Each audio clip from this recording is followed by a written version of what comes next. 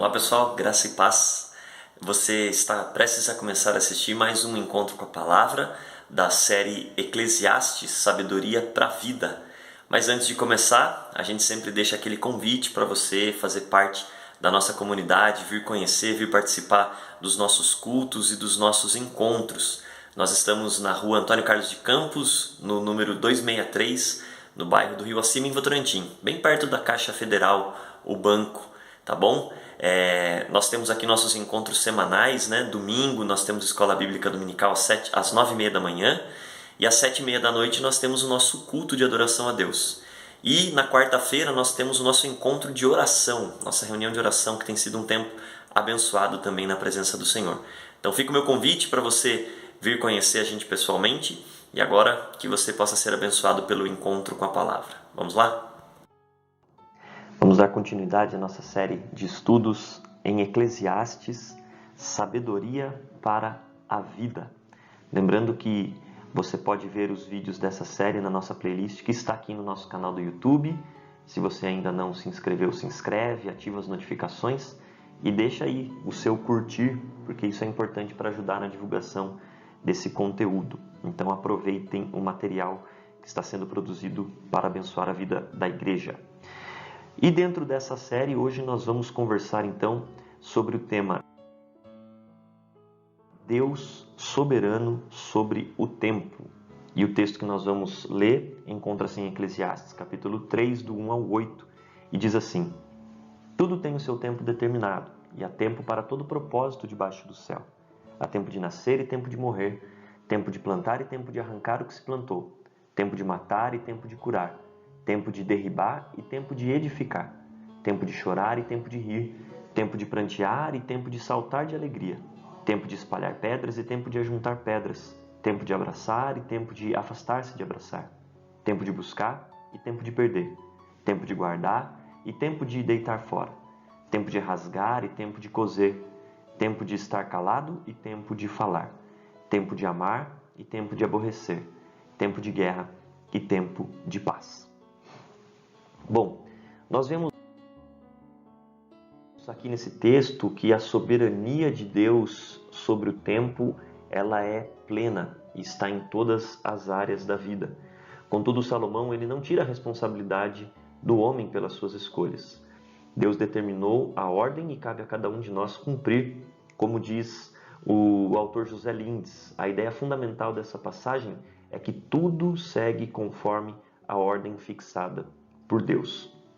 Bom, esse texto ele traz 14 pares que Salomão trata de quase toda a realidade da vida, nas suas mais diversas áreas, nas suas mais diversas dimensões. O autor então ele faz menção de 28 situações antitéticas, que são situações opostas umas às outras, e estão repartidas ali durante o texto. E esses pares eles descrevem polos distintos, como o nascer e o morrer. O mesmo autor Lindes, ele diz que quando o autor escreve assim, ele pretende dar uma sensação de plenitude, de totalidade, de ordem e perfeição. Porém, o que Salomão quer mostrar é a totalidade da vida acontecendo entre o berço e a sepultura, ou seja, entre o nascer e o morrer. Então toda a vida ela é contemplada nessa expressão: há tempo para tudo. Há tempo para nascer e tempo para morrer. E tudo o que acontece entre o nascimento e a morte foi determinado e está seguindo a ordem de Deus. E assim vai acontecer com todos os pares propostos aí no texto de Salomão.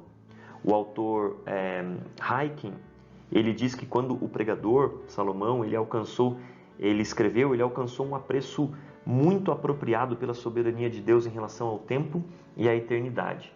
A vida ela não é uniformemente ruim, mas ela inclui experiências positivas e também experiências negativas. Deus tem o controle providencial da vida. Ele tem pleno controle do tempo, pois Ele mesmo estabeleceu as estações e não se submete a elas. Sendo Ele eterno, Ele criou o tempo e no princípio do tempo criou os céus e terra. Para Ele um dia é como 1000 anos e 1000 anos como um dia. Toda a criação está subjugada sob a influência do tempo, menos Deus. Muito embora, nas palavras de Lindes, o homem seja como uma pequena elevação de pó no deserto e como uma gota de água no oceano, ele ainda assim é a obra-prima da criação do nosso Senhor. O homem nasce e morre, mas Deus permanece o mesmo para sempre. Bom, então vamos olhar com mais carinho para esse texto que nós acabamos de ler. E a título de introdução, nós devemos perceber que no início do texto, Salomão ele deixa claro que Deus não deixou tudo à deriva. Deus não criou as coisas e ficou tudo solto por aí. Salomão escreve, Deus tudo tem o seu tempo determinado, no versículo 1, na primeira parte. Vemos aqui uma plena abrangência do propósito de Deus. Não apenas há algumas coisas ou as coisas religiosas, mas tudo tem um tempo determinado. Essa é a afirmação que é a base para tudo o que Salomão escreve nesse trecho. Deus não criou o mundo para ser caótico e nem o deixou à mercê de si mesmo. Ele é o Deus de ordem e Ele é o Deus do tempo. Tudo foi minuciosamente planejado e nada acontece sem a permissão de Deus. Ele governa suas criaturas, Ele governa os seus atos e nada foge do seu propósito. Vemos, portanto, aqui uma abrangência total. Nada escapa ao planejamento de Deus. As coisas não estão à deriva, as coisas não estão soltas. Há um plano em ação que estabelece limites para o tempo e para todos nós, seres humanos. Hayken diz que Deus é o rei do tempo. Ele regulamenta os nossos minutos e segundos. Ele rege todos os nossos momentos e todos os nossos dias. E nada acontece na vida sem a sua supervisão. Tudo acontece quando acontece, porque Deus é soberano sobre o tempo e também sobre a eternidade. Palavras do autor Hayken. Os filósofos epicureus, que também são mencionados por Paulo, a sua filosofia, eles viviam a partir de um princípio, a partir de um lema. Eles diziam, comamos e bebamos porque amanhã morreremos. Como se realmente a vida não tivesse nenhum propósito, estivesse aí solta. A verdade, porém, é que nós não vivemos num mundo de caos. A sorte não governa a nossa vida. Não podemos dizer como o nosso autor brasileiro que canta deixa a vida me levar, vida leva eu. Não, não é assim. Não são os astros, não é o destino que nos governa. O determinismo cego não nos enclausura. Deus é Pai da eternidade e Ele continua sendo. E Ele é Senhor do tempo. Ele planejou todas as coisas, Ele governa sobre todas as coisas. E Ele conduzirá todas as coisas à sua consumação final. Não estamos nas mãos do destino, mas estamos nas mãos do nosso Deus Todo-Poderoso. Ele é absoluto em tudo aquilo que Ele faz. Um segundo ponto para essa introdução é que Deus não deixa um mundo sem propósito. Vemos isso na segunda parte do primeiro versículo. Salomão prossegue dizendo, há um tempo para todo o propósito debaixo do céu. Deus criou o universo e estabeleceu leis confiáveis. Não apenas este mundo possui as estações, como também há uma providência para cada uma das nossas vidas. Deus, antes do nosso nascimento, até mesmo no momento da nossa morte, está realizando os seus propósitos, mesmo que nem sempre sejamos capazes de entender o que Ele está fazendo.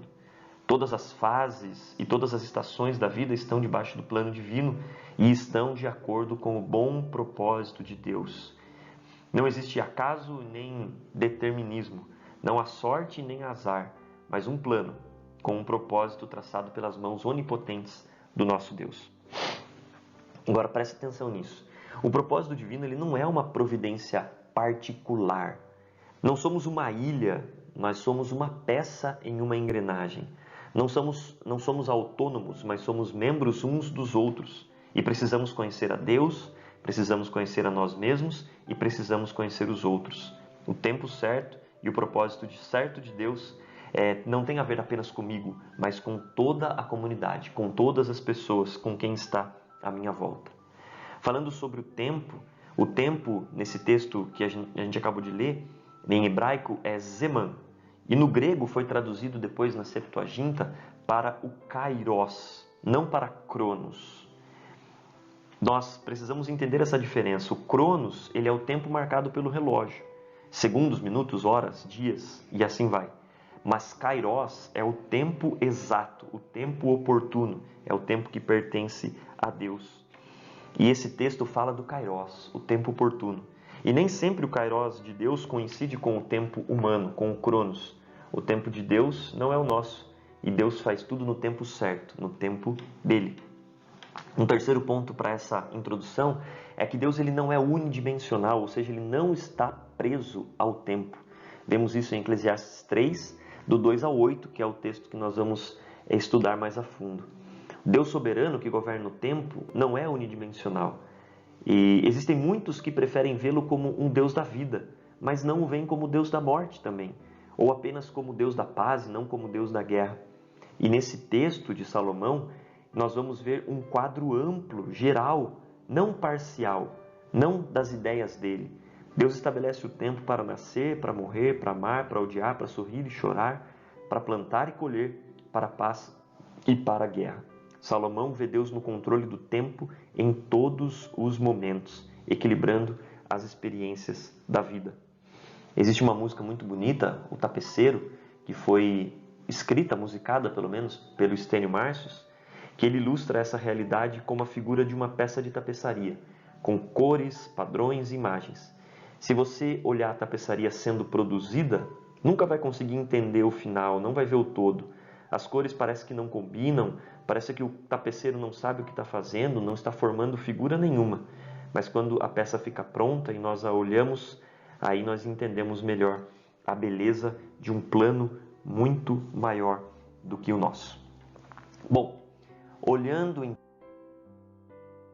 então agora a soberania de Deus sobre o tempo em todas as áreas da nossa vida. Bom, como nós falamos, Salomão ele escreve em pares, né? São 14 pares que são um jogo de palavras. O termo técnico para isso é merisma, quando duas expressões opostas compreendem o todo. Exemplo, vida e morte, que compreende toda a existência, choro e riso, que compreende uma gama de emoções. Assim, cada um dos pares apresentados em Eclesiastes 3 forma um conjunto maior. Juntos, nascimento e morte abrangem a existência humana e assim sucessivamente. Cada par compreende uma realidade ampla entre uma coisa e outra. E todos esses acontecimentos vêm de Deus e são bons no seu devido tempo, uma vez que Deus fez formoso todas as coisas no seu devido tempo. Até mesmo as experiências mais difíceis estão aí compreendidas. Como Paulo diz em Romanos 8, 28. Sabemos que todas as coisas cooperam para o bem daqueles que amam a Deus, daqueles que são chamados segundo o seu propósito. Vejamos então que, em primeiro lugar, ele vai falar dos eventos mais importantes, ou os eventos que delimitam a nossa vida natural. Há tempo para nascer e há tempo para morrer. O Senhor dá a vida e ele tem todo o poder soberano também sobre a morte. O início, a duração e o término da nossa existência estão sob a autoridade de Deus. Nós percebemos que toda a palavra, desde o Antigo Testamento e até o Novo Testamento, nós podemos ler e perceber que a morte não faz parte do plano de Deus original para nós. Mas mesmo o fato de nós termos pecado não muda o propósito de Deus em todas as coisas. Nós, portanto, não podemos abdicar da vida pelo medo de morrer. Se o ideal é maior do que a vida, vale a pena dar a vida por esse ideal. E o nosso ideal é Cristo e a vida que Ele conquistou para nós. São muito conhecidas as palavras de um autor, um mártir cristão, né? Jim Elliot, quando ele diz: não é tolo aquele que dá o que não pode reter para ganhar o que não pode perder. A morte ela é mais universal do que a própria vida, pois todos morrem, mas nem todos têm a graça de viver. Em segundo lugar, nós falamos aí do tempo de nascer e tempo de morrer, e em segundo lugar vem as atividades humanas. Esses pares que Salomão vai construindo, vai falar agora das atividades humanas, criativas e destrutivas.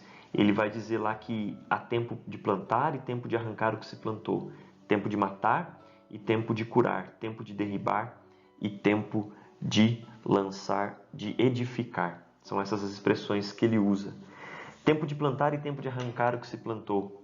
Ele usa essa linguagem da agricultura, que existe um tempo certo para cada uma das coisas, para se colocar a semente na terra, para se arrancar as ervas daninhas. E além dos princípios da agricultura, Deus planta e Deus arranca também. Ele plantou seu povo como uma vinha frutífera, mas também, por causa da desobediência do seu povo, tirou sua sebe e derrubou os seus muros, como está lá em Isaías 5:5. O agricultor arranca as ervas daninhas e planta o cereal. A erva daninha cresce sem ser plantada, mas o cereal não se desenvolve, exceto se a erva não for arrancada primeiro. Então, Salomão usa esses termos para dizer o tempo para que uma planta cresça e dê frutos, desde a sua plantação até o momento de arrancar algo. Tempo de matar e tempo de curar. Existe um tempo para a sentença de morte, como nós vemos também na palavra de Deus em Romanos 13, do 3 a 5 e Gênesis 9, 6. Há um tempo para que recorramos a uma assistência médica profissional, há um tempo para a cura da alma, para a cura de um povo. Isso está de acordo com o que Deus disse a Moisés quando ele disse: Eu sou, eu somente e mais nenhum Deus além de mim. Eu mato e eu faço viver, eu firo e eu saro. Lá em Deuteronômio 32, 39. Nós não temos licença para matar um ao outro e nem a nós mesmos. Nós devemos, porém, matar aquilo que nos faz mal. O mal que reside em nós precisa morrer, é o que diz a palavra.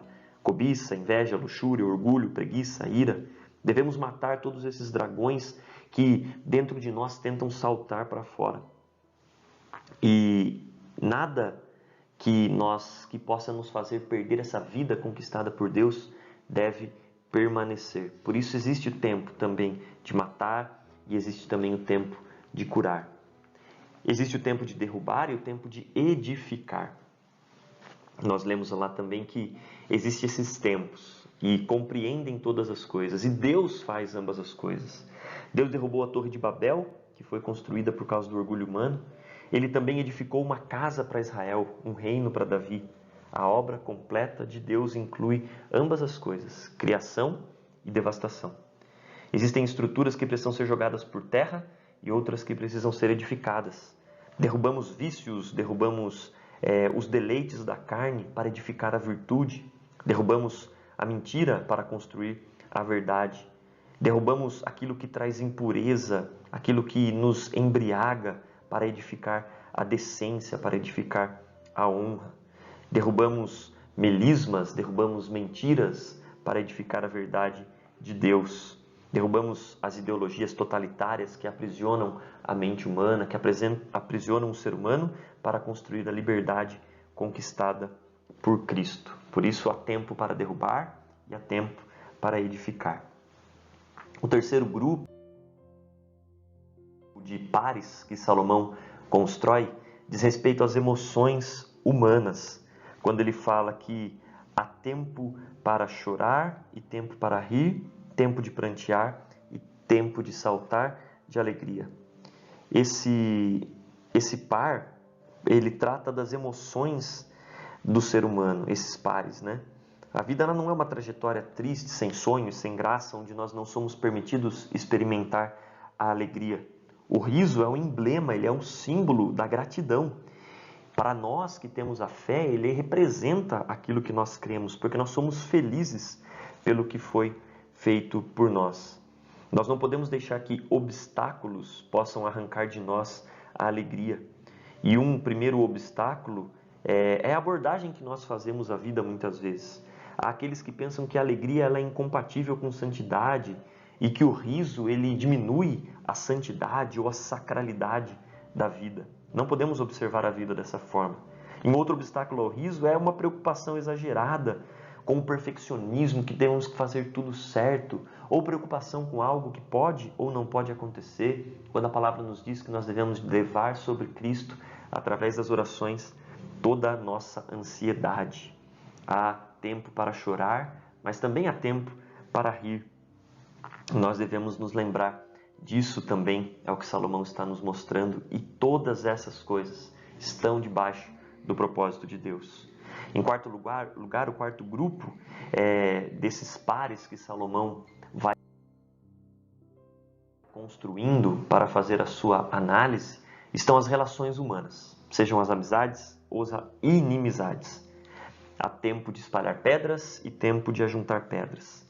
A interpretação mais provável aqui se relaciona a espalhar e ajuntar pedras como trabalhos na preparação do campo e, na verdade, não tem ali uma alusão à parte bélica, mas sim limpar, né, o campo para que possamos plantar. Ou também empilhar as pedras para construir muros. Limpar, espalhar pedras e ajuntar pedras. Nas palavras do autor, do comentarista bíblico Warren Wiersbe, as pedras não são nem boas nem ruins. Tudo depende do que a gente faz com elas. Se seu inimigo encher a sua terra de pedras, não as jogue de volta, construa algo com elas. O Salomão também escreve que há tempo de abraçar e tempo de se afastar de abraçar. A vida ela é feita de encontros e desencontros, chegadas e saídas, e assim nós percebemos que existe tempo de dizer olá e tempo de dizer adeus. Nas Escrituras, elas são repletas de aproximações e normalmente de opostos. José reaproximando-se com seus irmãos, a mãe de Moisés, uma hebreia, se aproximando da filha de Faraó, Jesus se aproximando da samaritana. É lindo como a palavra de Deus vai mostrando como pessoas e circunstâncias tão distantes se aproximam para um propósito. É maravilhoso saber que mesmo as despedidas como os encontros estão debaixo do propósito de Deus. Um outro grupo de pares que Salomão trata aqui para falar dessa plenitude da soberania de Deus sobre o tempo são em relação às posses e a maneira como nos relacionamos com elas. Há tempo para buscar e tempo para perder, tempo para guardar e tempo para deitar fora. Quando nós lemos esse texto, nós percebemos que não há mal sem uma compensação, pois quanto menos dinheiro, menos problema, quanto menos favores, menos inveja. Nós podemos perceber nisso que muitas vezes na vida nós queremos ter, mas muitas vezes também nós queremos deixar, queremos entregar, porque em cada uma das circunstâncias há também o seu bem e o seu mal. O resultado de muitas vezes nós não ensinarmos crianças, as nossas futuras gerações a perder, a deixar coisas, muitas vezes estamos criando pessoas que não vão saber se frustrar. E a palavra de Deus nos diz que existe o tempo de deixar, existe o tempo também de perder, existe o tempo de guardar, de buscar, mas haverá o tempo em que precisamos também deixar as nossas coisas.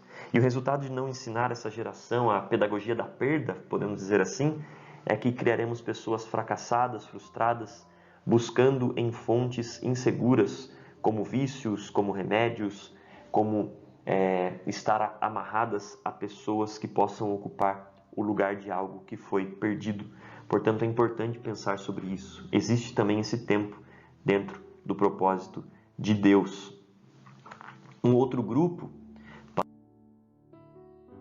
passando aqui pelo que nós estamos lendo, são as várias atividades humanas. A partir do verso 7a, Salomão ele começa então a falar sobre como o tempo e a soberania de Deus estão presentes nas nossas várias interações humanas, né? Tempo de rasgar e tempo de coser. Opa, coser é com S, viu? Tá errado aqui. Coser de costurar é com S. Há tempo de rasgar e há tempo de coser. Deus, ele espera que nós nos entristeçamos em algum momento. E o comentarista bíblico, ele diz que essa expressão de rasgar provavelmente faz referência ao costume dos israelitas de rasgar suas vestes em demonstração de luto ou de arrependimento. E está nos planos de Deus momentos de tristeza em que nós precisaremos nos rasgar. Mas somos levados a não fazer como os incrédulos, que Paulo menciona em 1 Tessalonicenses, capítulo 4. Mas que nós devemos chegar a um momento em que aquilo que foi rasgado precisa ser costurado, precisa ser novamente religado. Em sétimo lugar, ou sétimo grupo que nós vemos aqui, de pares que Salomão escreve está em relação à fala humana e os seus afetos. Há tempo de estar calado e há tempo de falar. Essa é a regra de ouro da comunicação, né? Nós devemos ser tardios para falar e nós devemos sempre estar prontos para ouvir e só falar aquilo que for verdadeiro e útil para a edificação. Existem momentos que o silêncio ele fala muito mais do que palavras, né? Porém, existe momento que o silêncio também se torna uma omissão. Nós devemos compreender quando é o momento de cada um, porque existe o tempo de se calar e existe o tempo de falar. Existe também o tempo de amar e o tempo de aborrecer. Deus ama, mas Deus também odeia ao mesmo tempo. Às vezes nós esquecemos disso. Na sua perfeição moral, a perfeição moral de Deus exige que Ele ame o bem, mas que Ele odeie o mal. Que Ele ame a virtude e que Ele odeie a perversão. O mesmo Deus que é amor é também o Deus que revela sua ira contra toda impiedade e perversão da humanidade. Nós devemos nos lembrar disso. A ira, o aborrecimento, ele não é um sentimento dos mais agradáveis, mas muitas vezes é necessário, em alguma circunstância, manifestá-lo. E o tempo de guerra e tempo de paz, do qual ele também fala. A história dos homens, inevitavelmente, a história da humanidade é a história das guerras. Há guerras e rumores de guerras o tempo todo, nação contra nação, reino contra reino, ideologias contra ideologias, motivações contra motivações. Às vezes as guerras são motivadas por princípios nobres, mas muitas vezes também por motivações vis, que visam oprimir e explorar o mais fraco. Hoje nós levantamos monumentos para a paz, mas investimos muito mais na guerra. Essa é a natureza humana. Nós devemos muitas vezes declarar guerra contra o mal, guerra contra o diabo, guerra contra o pecado, guerra contra tudo aquilo que se levanta contra Deus, contra o próximo, contra a dignidade da vida. Devemos confrontar o mal sem nos tornarmos maus. Esse é o grande desafio. E para a gente concluir essa parte, nas palavras de Warren Wiersbe, a vida é parecida com um medicamento. Se tomarmos em separado, os ingredientes podem ser letais, mas se devidamente misturados, promovem a cura. Em sua soberania, Deus está no controle e tem um tempo e um propósito para todas as coisas. Romanos 8:28. Não se trata de fatalismo e nem de uma ideia que nos priva da liberdade ou da responsabilidade. Trata-se da providência sábia do Pai amoroso que não erra, que promete que tudo cooperará para o bem. Para a gente concluir, uma frase muito importante que está no texto que nós estamos usando aqui de apoio: Cristo é o exemplo perfeito da soberania de Deus sobre o tempo. Podemos vincular esse trecho que nós lemos de Salomão à pessoa e à obra de Jesus Cristo. Ele viveu dentro da agenda estabelecida na eternidade, nasceu na plenitude dos tempos, morreu no tempo determinado por Deus. As autoridades religiosas de Israel tramaram contra ele para prendê-lo, mas não conseguiram, pois ainda não era chegada a sua hora. Os principais sacerdotes e escribas orquestraram para prendê-lo a traição 2 dias antes da festa da Páscoa, para matá-lo depois da festa, mas não conseguiram, pois ele morreu a seu tempo pelos ímpios. Jesus ressuscitou também na hora certa, no 3º dia, como as Escrituras haviam prometido. Desde o seu nascimento até sua morte e ressurreição, Jesus fez tudo na hora certa. Não somente a vida, a morte e a ressurreição de Jesus aconteceram rigorosamente dentro da sua hora, mas também as ações do seu ministério enquadraram-se nesse lindo poema de Salomão.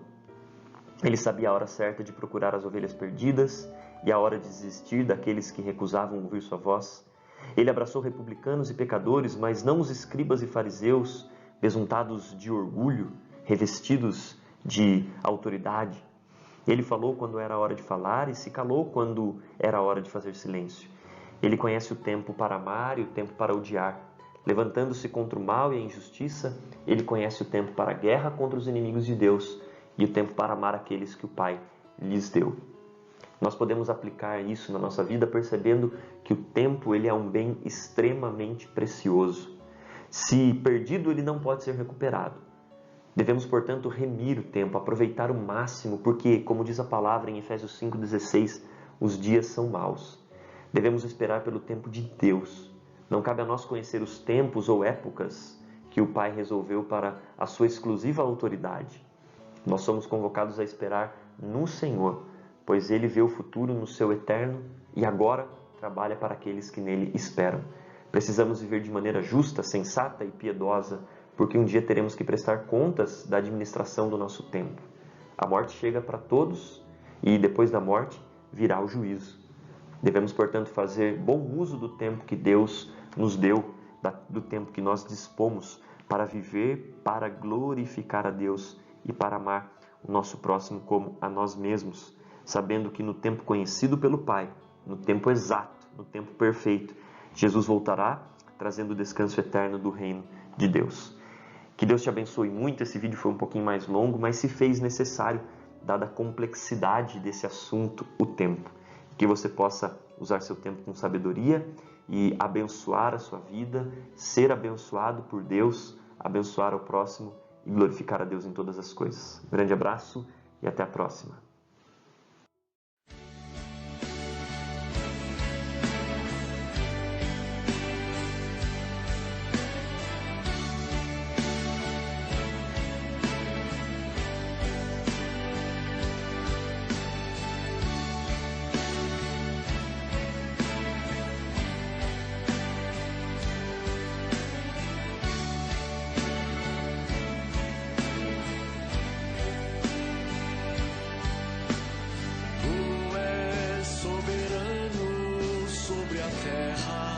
Sobre os céus tu és Senhor absoluto.